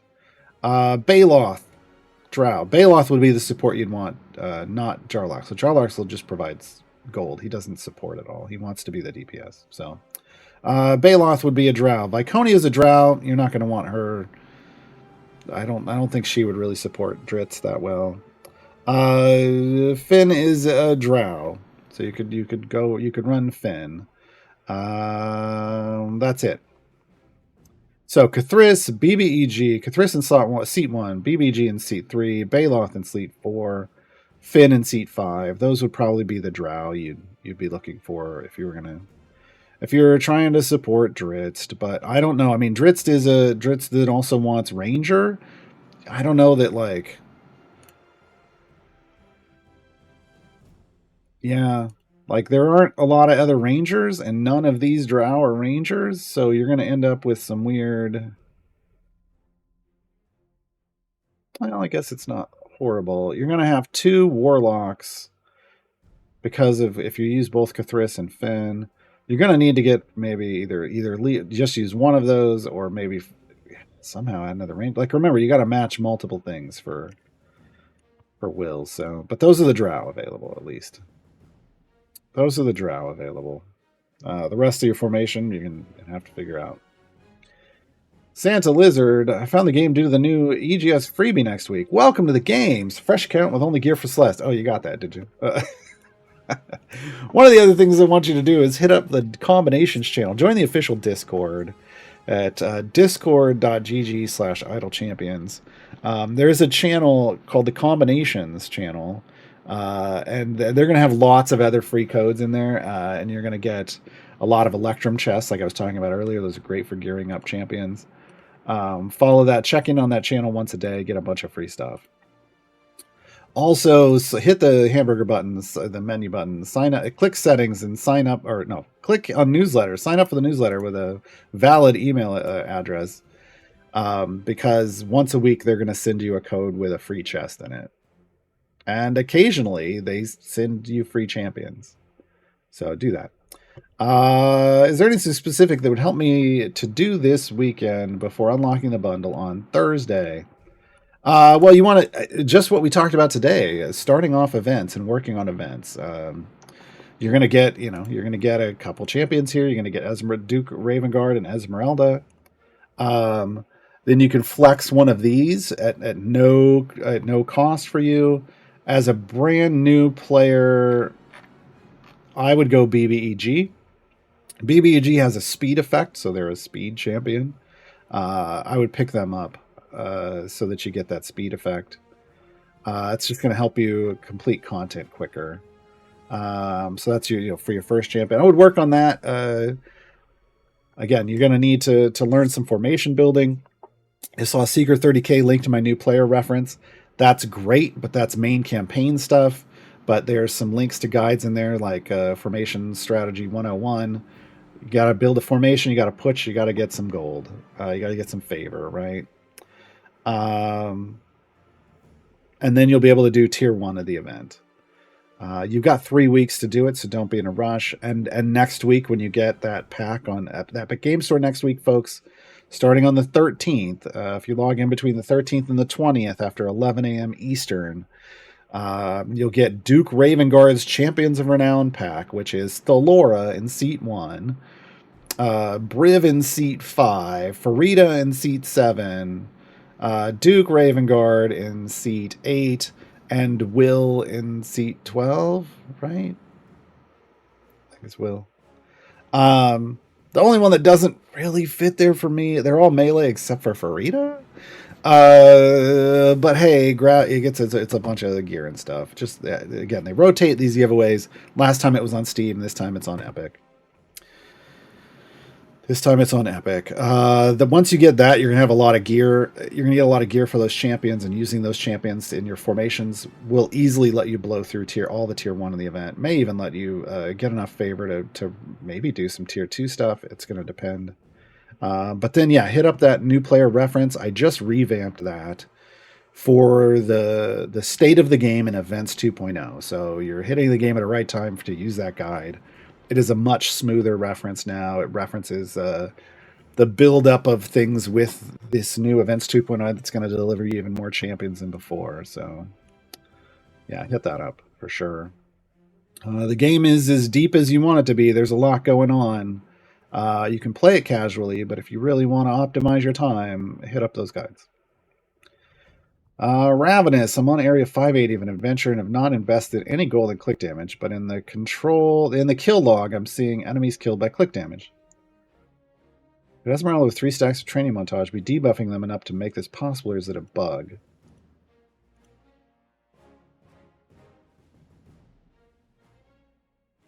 And Ravenous, you don't have a fire breath potion on? Like, did you get an event boon that's got fire breath damage? Because event boons exist now. Like, you may not pop a fire breath potion, but that event boon would do it. Like right here. There, I got my achievement. Nice. That's the first thing I would look at because, you know, that's a thing to remember now. If you don't have any event boons running, you don't have a fire breath potion running, bug. Unsurprised, would be unsurprised, but it would be a bug. Like, to be that high and have level 1 click damage kill, not a thing. I'm leaning towards like if you bought something that was an event pack, then you would have a fire breath event boon going. Pong Mania, I had 8,200 Dragon Claws. When I refreshed the game, I had 7,100. What happened? I don't know. Submit a ticket. More than likely, it probably just had a bad number reflected. It wasn't accurate, and it refreshed itself. But you can submit a ticket to support down here in the bottom right-hand corner. You can't see it, but you can see the little pop-up support. It's a question mark. Submit a ticket. Ravenous, if you don't have a boon, submit a ticket.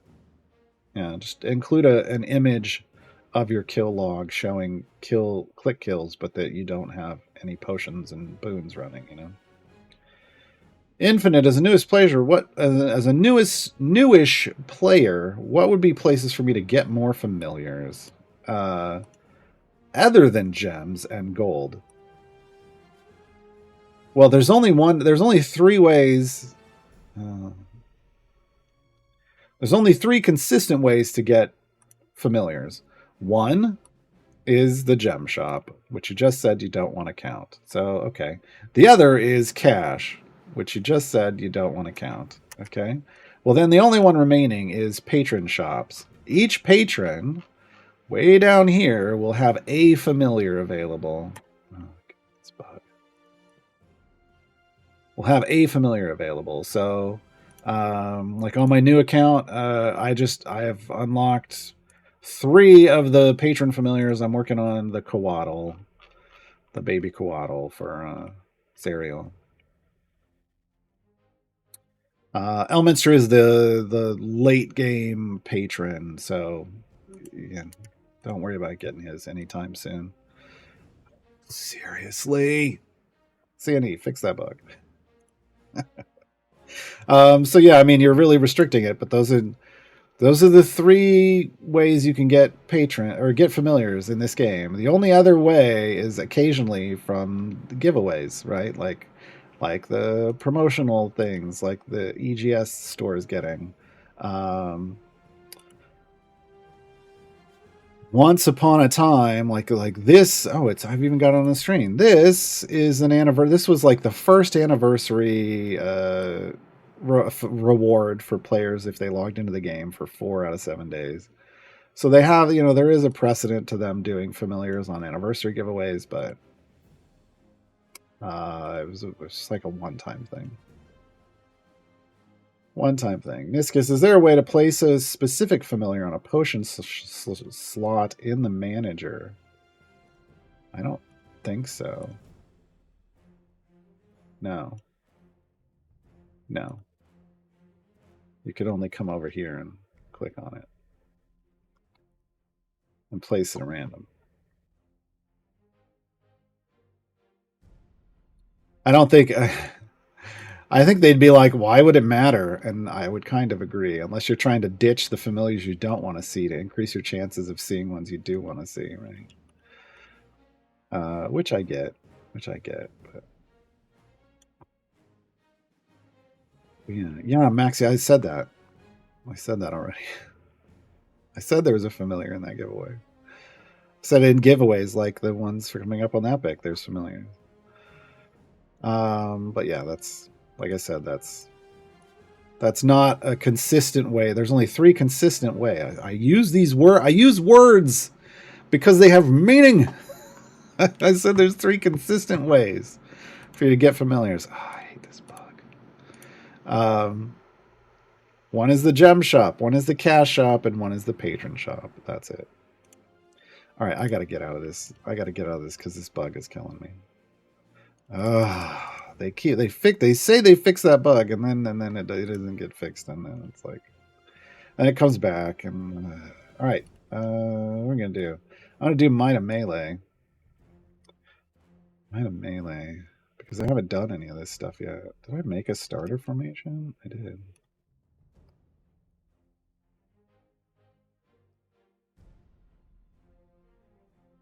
But it doesn't work because that was for the free play.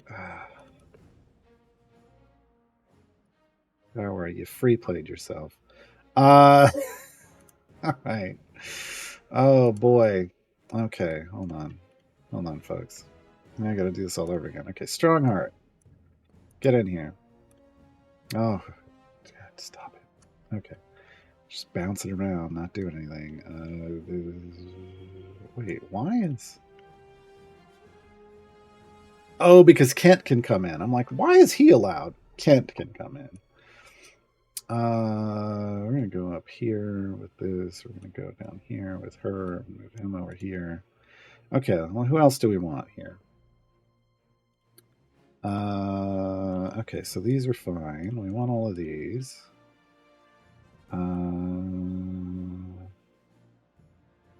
don't know yet. Lysel? Do Lysel. That's not going to really work there. It'll work here, though. We're going to switch this over to Karlach. That. Who else do we want? Don't need this. This.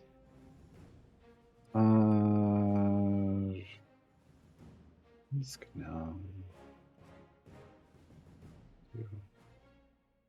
Penelope. I don't think this is going to work with Will, but let's throw Will in. I'll look at what my stacks are with Will. I don't think this is good for him.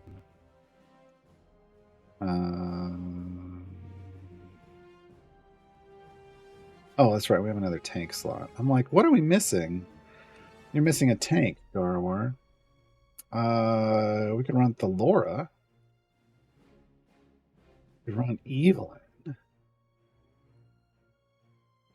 Let's do Thalora as a bit of a preview of the pack coming out. Okay. Then Duke Ravengard. I want crits. Well, no, I might want that folk hero. Dang it. Might want folk hero. Oh, I gotta look at Will. All right, so here's the thing about folk hero. For those of you building around folk hero, they're looking at race, class, and affiliation. You're looking at the most represented race, class, and affiliation. So currently the race is human, so I'm not buffing Karlach. Paladin, still not buffing Karlach. Absolute adversaries. Karlach's got 1 stack. And we can see that reflected over here in her incoming buffs. She'll have folk hero at a fairly low value. E13, 1 stack. That means I definitely want. We could do well. Absolute adversaries are the biggest, so. No, we're gonna go.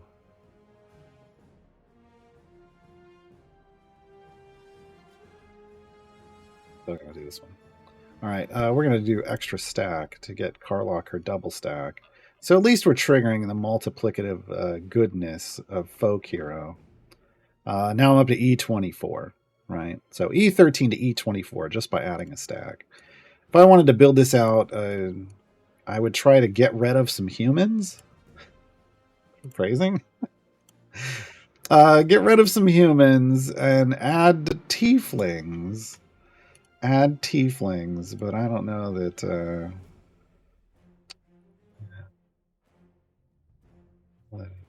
We'd want a Talon with tiefling. We lose a Lae'zel. Don't know that. Yeah, we're just not. We don't really have any other tieflings to bring. Avalar. Oh, we could Avalar. Sorry, Thalora. Now we've got Javi. How did that change things? All right. I'm not putting Mehen in with a feat, folks. 4 humans, 3 fighters still. Now, the fighter is good because she's a fighter. No, she's a barbarian. No! Keep thinking she's a fighter barbarian, and she's not. She's just a barbarian. Not just a barbarian. She's an amazing barbarian. But we still don't have enough. We got to get rid of a human. We got to get rid of a human. Who can we put in? We can have Ayla come in and tank, who isn't a human but is a barbarian. Look, it's almost like I'm, you know how I'm doing this. So now we're down to 3 humans, 3 fighters. We only have 2 tieflings. I need to get rid of another human and another fighter. See you, Lae'zel. Sorry. But, you know, it is what it is.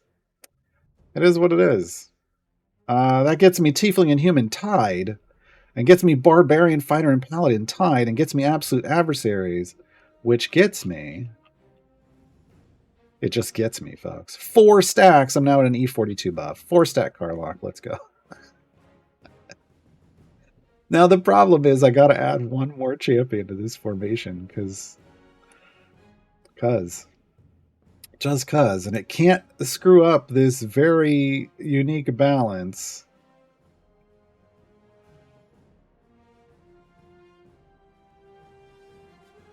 No.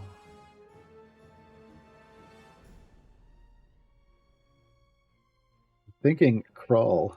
I'm thinking Krull. I don't think Krull's gonna screw it up. Yeah. Okay. Alright. We're just running for damage, so I'm just gonna do that. Alright. Boom. Up there.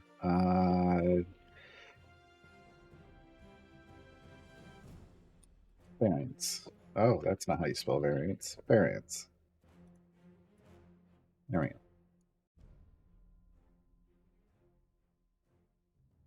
Okay.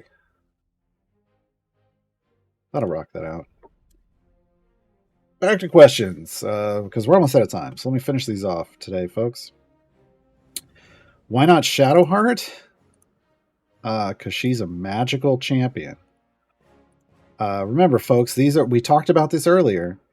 All of Duke Ravengard's variants, melee base attack only. Melee base attack only. Okay, and for the record, Duke Ravengard now with that is running an E21 Marshal of the Flaming Fist. And that's before we start feeding stuff into it from crits. Battle of Wonder, best way to farm Modron chests. You can't. There is no farming Modron chests. You get 1 chest every time you level up a Modron core. And then you can buy 1 a week from your patron shops. That's it. So you just want to make sure that you can come over here. Oh, I got to do this week. Thanks for asking this question, because I forgot to buy the 2 things you should buy from your patrons every week: a time gate piece and a Modron chest. This is it. You just got to remember every week to go buy your Modron chests, and that may mean you got to do your chores every week to get your allowance. Then you can buy your Modron component chest. That's it. Oxymoronica, is there any point in leveling up click damage after the enemy HP outstrips the click damage? No.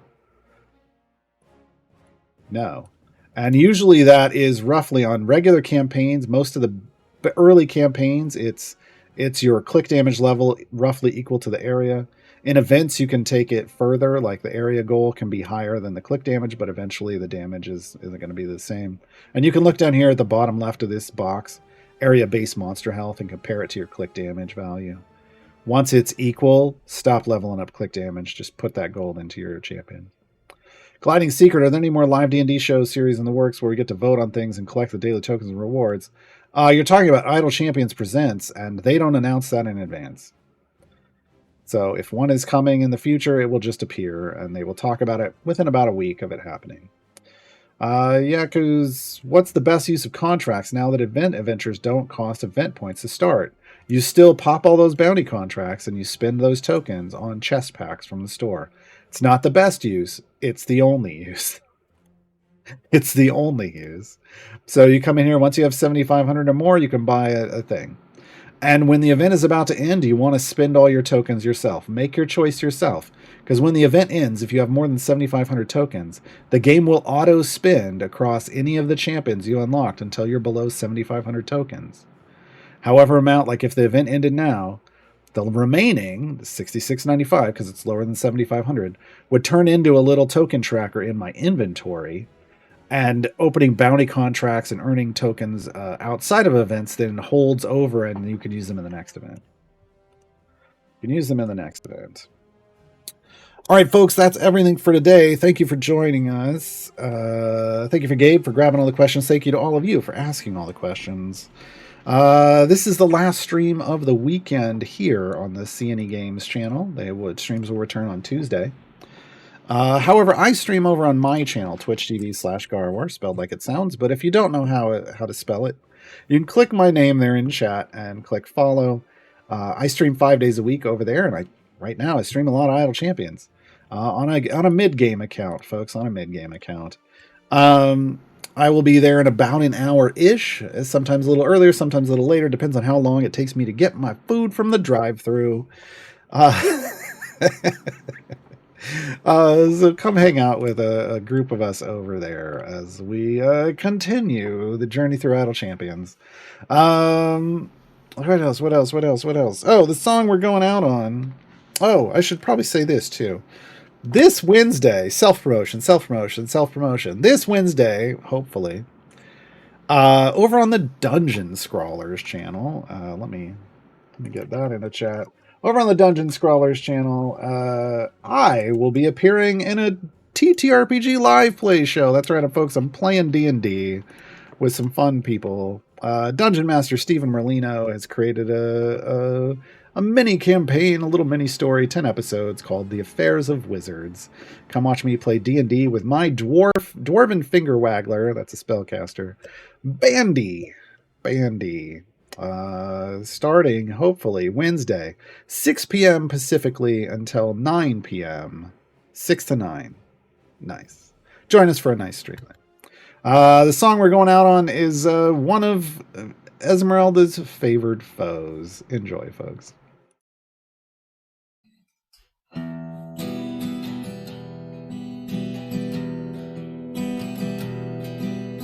Once I had a heart, a liver and a brain, fell on my own sword. Now this is what remains, raised up by dark magic, then my flesh was shed. Now I serve my master as animated dead. Every new adventurer is fodder once they're floored, a walking bag of bones to add to our decor. They bring us everything we need inside our worthless hides. From within their flesh, our new soldier shall arise. Welcome to the dance macabre, eternal skeletal mob, rattling our bones to necromantic tones.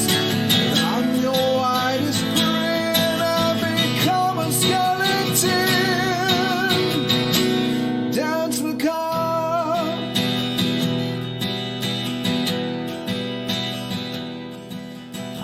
have no tongue with which to speak, no sinews guide my hand.